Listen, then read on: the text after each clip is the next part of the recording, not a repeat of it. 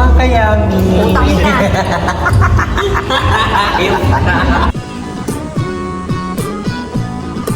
Hello mga kayami, andito nga kami ngayon sa Christmas capital town sa San Fernando, Pampanga. Dahil nga alis na si Mami talaga, si Mama, papuntang Bicol. So nakapag-decide kami na ipasyal muna sila dito sa may capital town. Dahil naman, matagal na naman siya makakabalik dito sa Pampanga. Kaya sabi namin ng kapatid ko, ipasyal muna namin siya. At late na nga kami nakarating dito guys sa may capital town. Kaya wala na masyadong mga activities na nagawa namin. So, yung pamangkin na lang talaga namin nag-enjoy dito. Si Gwen at si Yori, yung dalawang chikiting. Saka sinama na din namin sila MJ, si Lian, si Ate Malin. Ayan dito sa capital town, para nga makapamasyal din sila, hindi lang lagi lang nasa bahay na lang sila nakakulong, o di ba? Para naman mas masaya yung bonding namin at kumpleto kami. Kaya nakapag-decide na isama na din sila kasi magkano lang din naman yung magagastos dito. Saka hindi naman kailangan na gumastos ka ng marami, di ba? Para lang makabanding mo yung mga mahal mo sa buhay. At syempre sinama namin dyan si Bill saka si Chad kasi nga hindi naman kami kasya sa sasakyan namin. So, ayun, maraming salamat Bill sa pagpasakay sa pamilya ko sa car mo kay Perry. Ito na nga si Yuri nga at si Gwen ay palalaroin muna namin sa arcade para sila talaga yung mag-enjoy at magutom sila. Para after dyan, mag-play sila. Kakain kami sa McDonald's.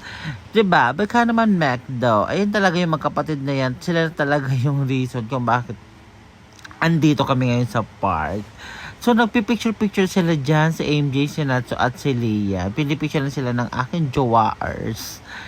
O, diba, ayun yung pamangkin ko. Ang tangkad-tangkad niya, no? Grade 11 na yan. Saka yung kuya niya, si Natso. Yan naman, grade 12. Graduating na din siya. Ay, moving up pala tawag doon. Or graduating. Ay, ewan ko, hindi ko alam. So, ayun nga si Bill, yung may-ari ng car na si Perry. Yan, maraming salamat po. Ayan. So, ayun yun ang dalawa, o, diba? Nagpe-play sila dyan at kailangan talaga magutom sila dyan para bongga naman at makakain sila ng marami sa McDonald's.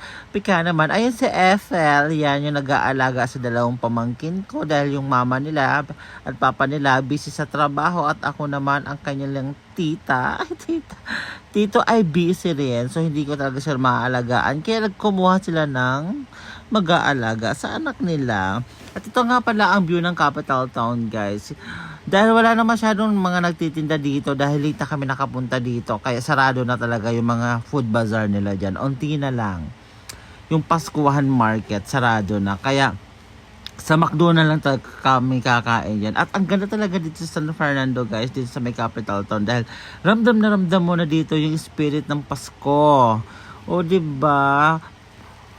Ano na naman, panahon ng pagmamahalan, pagbibigayan, pagpapatawad sa mga taong nagkasala sa atin at sa mga taong nagawa natin din ng pagkakamali. Diba? Sabi nga niyan, enjoy lang natin yung buhay natin. Ito guys, capital town. Ang ganda. Ito siguro yung nanalo dun sa sa palakihan ng parol kasi ito yung naka-display dito sa capital town. Kumanta nga ako dito guys ng we wish you a Merry Christmas, we wish you a Merry Christmas and a Happy New Year. Para hindi tayo ma-copyright dahil talaga napaka-arte na meta. Kaya ayun, Pasko na naman, nananani, Pasko na naman, inani nanunanu. Wala na akong masabi guys, basta ang ganda ng parol na to. Napakalaking parol. Sobrang ganda talaga ng parol na to. Grabe, very amazing. O diba? O ang kumukuti-kutita, bumubusi-busila, ganyan talaga ang mga bombilya. Ba't ang haba-haba ng video na to pero parol lang laging nakikita. So ito na nga guys, after magbanding-banding, picture-picture kami. Libot-libot, pampapawis, pampagutom. Ayan. Bago kami nga pumunta ng McDonald's sa may capital town ay syempre nag-picture-picture muna kami kasi nga alis na si Mama. Punta na siya ng Bicol. Matagal na naman siyang uuwi ng Pampanga. So ang dami nga namin dito guys. Mga 12 million Filipino. Ayan, yung mga kasama ko, mga pamangkin ko, friends ko, ayan. At syempre kapatid ko and mama ko. Nag-ano lang kami dito guys, mix and match kasi nag-dinner na din naman kami. Kaya, ayun, ano na lang to, midnight snacks bago matulog. O diba, Yuri, nag-enjoy daw siya dyan si Gwen. Ayan. Maraming salamat guys at huwag niyong kakalimutan na mag-support. Bye!